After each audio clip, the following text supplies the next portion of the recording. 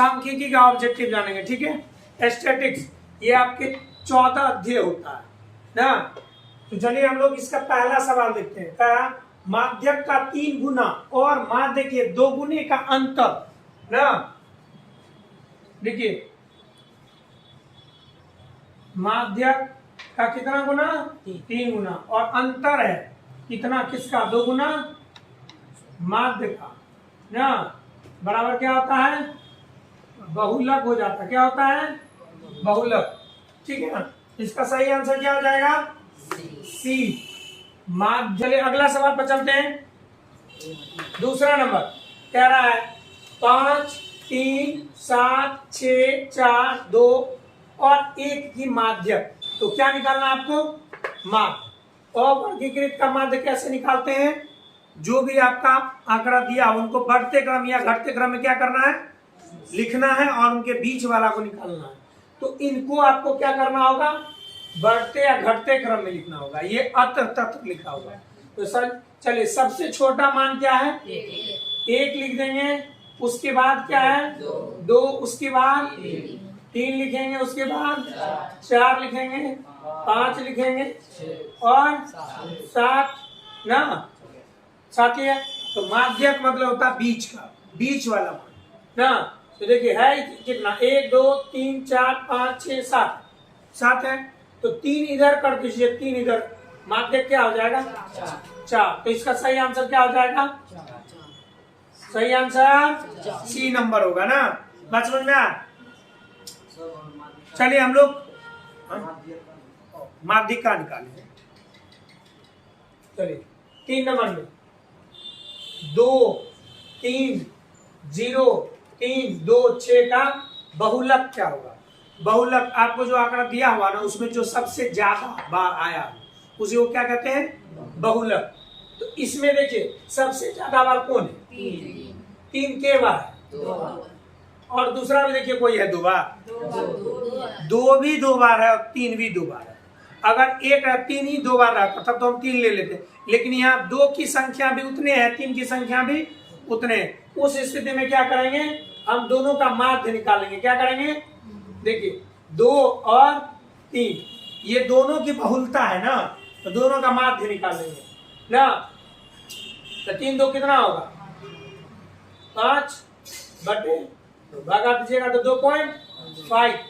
Option है 2.5, option D number ना, option number D. क्या बात समझ में आ ना। चलिए अगला नंबर देखते हैं, कौन सा नंबर, 4 नंबर। कह प्रथम 3 सम संख्याओं का माध्य होगा। कौन सा संख्या का, सम संख्या का माध्य। तो सम संख्या जानते हैं किसे कहते हैं,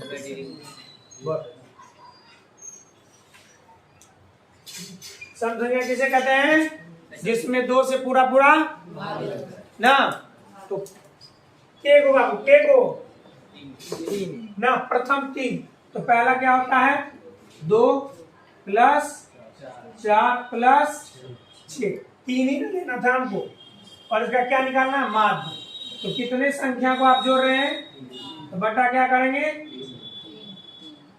जोड़ लीजिए इसको, 12 बटे 3 कितना आ जाएगा। इसका सही आंसर क्या हो जाएगा, ना, ऑप्शन नंबर सी। क्या बात समझ में आई। अब चलिए 5वां नंबर सवाल, ठीक है। कह रहा वर्ग अंतराल 5 से 15 का वर्ग चिन्ह क्या होगा। तो वर्ग चिन्ह बराबर हम लोग क्या जानते हैं, वर्ग चिन्ह बराबर उच्च सीमा ना, और प्लस निम्न सीमा बटे 2। कितने जानते हैं, उच्च सीमा प्लस निम्न सीमा बटे 2। बताइए इसमें निम्न सीमा क्या आपका 5 प्लस उच्च सीमा क्या है 15 बटे, दोनों को जोड़ लीजिए, बटे बराबर, सही आंसर क्या हो जाएगा इसका, बी। बात समझ में आ रही है। चलिए अगला 6 नंबर, वर्ग 2 से 5, 5 से 8, 8 से 11, 11 से 14 के वर्गों की लंबाई क्या होगी। वर्गों की लंबाई मतलब हुआ वर्ग माप। क्या होता है? वर्ग माप। तो इसमें वर्ग माप कितना कितना बढ़ रहा है, वही वर्ग माप। बताइए कितना कितना बढ़ रहा है ना। 2 में 3 जोड़े तो 5 हुआ, 5 3 8 3 11 3, तो क्या हुआ इसमें 3 3 बढ़ रहा है ना। तो इसकी क्या होगी वर्ग माप या वर्ग लंबाई? Option number B. बात समझ में आ गया। अगला है 7 नंबर, 3 लगातार संख्याओं का माध्य। 3 लगातार संख्याओं, तो पहली क्या होगी ना, 3 लगातार, 1 प्लस 2 प्लस, इसको क्या करेंगे? जोड़ ना।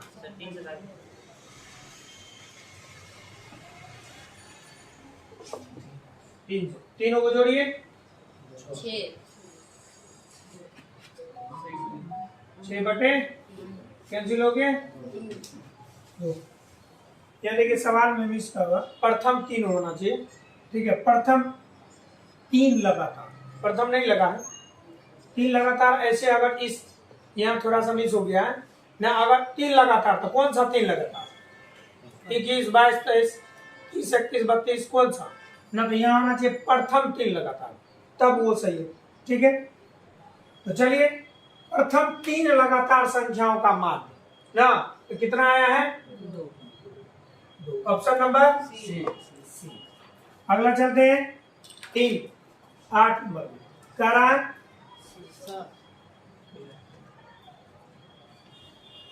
अगला सवाल क्या होगा? 8 नंबर ना, 3 4 7 2 7 6 7 9 का बहुलक होगा। बहुलक मतलब जिसकी बहुलता हो। इसमें देखिए सबसे ज्यादा बार कौन आया है? 7। इसमें एक ही ऐसा है कि 7 सबसे ज्यादा बार है, तो कोई झंझट नहीं ना। बस समझ में आ गया, 7 ही इसका बहुलक होगा। अगला सवाल, वर्ग अंतराल ए से बी, वर्ग अंतराल ए से बी का वर्ग चिन्ह क्या होगा? तो वर्ग चिन्ह बराबर क्या होता है? निम्न सीमा प्लस ऊपरी सीमा बटे 2। तो इसका निम्न सीमा क्या है बताइए? ए प्लस उच्च सीमा क्या है? बी बटे क्या देंगे? 2, यानी कि ए प्लस बी बटे क्या नंबर में? Option number A. बात समझ में आ गई नहीं है? चलिए अगला नंबर सवाल क्या? 9 में वर्ग, ये तो हो गया ना। 10 नंबर, किस बारंबारता का बहुलक होता है? कौन सी बारंबारता बहुलक होती है? ऑप्शन का रहा है महत्तम मान। महत्तम मान का मतलब हुआ बारंबारता में जो सबसे बड़ा हो, वो तो नहीं होता है बहुलक ना। जैसे यहाँ देखिए हम लोग बहुलक निकाले, इसमें महत्तम मान कौन सा है? 9, जो कि बहुलक नहीं हुआ। अब देखते हैं बी नंबर में, अधिकतम बारंबारता मान। अधिकतम मतलब जो सबसे ज्यादा बार आया, वही ना होता है। 7 हम लोग लिए थे अभी, तो 7 सबसे ज्यादा बार है ना। तो ऑप्शन नंबर क्या हो जाएगा? बी। जिस बारंबारता की मान सबसे ज्यादा बार होती है वही बहुलक होती है। बात समझ में आ गई नहीं है?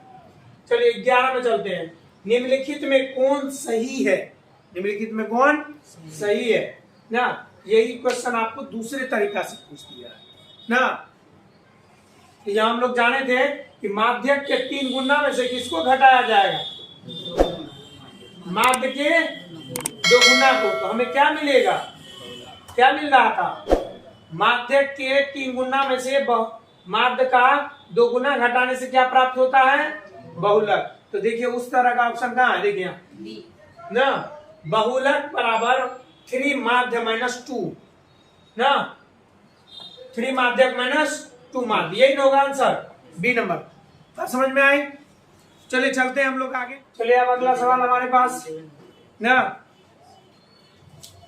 देखिए 12वां सवाल कर रहा है 1 4 ना, 1 5 तथा 12 का मान 7 है, तो x का मान बताइए ना सबका। देखिए इसको हम कैसे बनाएंगे? यहाँ देखिए क्या है? 1 प्लस क्या है? 4 प्लस x प्लस प्लस, अब बताइए कितने मानों को जोड़ा जा रहा है यहाँ? 1 2 3 4 5 यहाँ बटे बराबर कितना आ जाता है इसका माध्य? 7। यहाँ 7 कर दे। अब ये 5 इधर गुना हो जाएगा ना, ये हो जाएगा, इसको जोड़ लीजिए। 4 1 5 5 10 ना, 12 10 22 होता है। 22 प्लस ये x तो है ही बराबर, ये इधर आ गया तो 7 बचे 35 हो जाएगा। अब ये 22 इधर आके क्या हो जाएगा? घट जाएगा ना। x बराबर हो गया आपका 35 माइनस 22। x का वैल्यू कितना आ जाएगा? घटा के 5 में से 2 जाएगा 3 है, यहाँ 3 में से 1 ना। इसका सही आंसर क्या हो गया? Option number C. बस समझ में आया? चलिए अगला सवाल पर चलते हैं। 13 में प्रथम 5 प्राकृत संख्याओं का माध्य क्या होगा? प्राकृत संख्या समझते हैं ना, गिनती की संख्या को प्राकृत संख्या कहते हैं ना।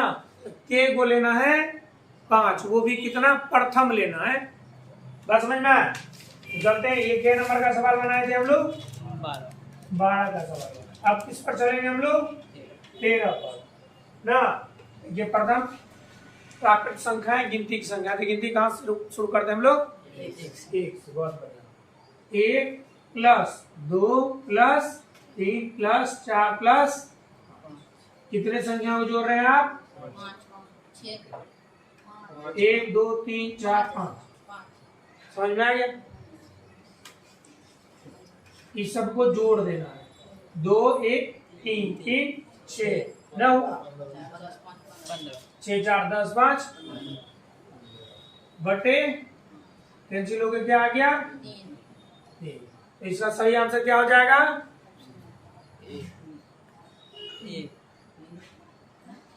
चलिए ठीक है। देखिए इसमें ऑप्शन नहीं है, मतलब इसमें मिस्टेक हुआ है। अगर ऐसा तो नहीं होता, लेकिन आप लोग को अगर ऐसा हो जाए तो इसको छोड़ देना है। अगर नहीं बनाइएगा तब इसमें आपको मार्क्स मिल जाता है। बात समझ में आ? तो इसका आंसर तो 3 आता है, जो कि ऑप्शन में नहीं है। चलिए समझ गए। अब चलते हैं 14 नंबर सवाल पर। ठीक है, प्रथम 5 पूर्ण संख्याओं का माध्य। कौन सा? पूर्ण संख्या। पूर्ण संख्या समझते हैं क्या होता है? पूर्ण संख्या, हाँ, शून्य सहित प्राकृत संख्या को सेम होगा। यहाँ कितना लेना है बाबू? इसमें 0 क्या को लेना है? यहाँ देखिए, इसी में हम 14 बना रहे हैं। यहाँ 0 से शुरू करना होगा। 1 2 3 4 5 यही हो जाता है, इसलिए इसको हमें हटाना पड़ेगा ना।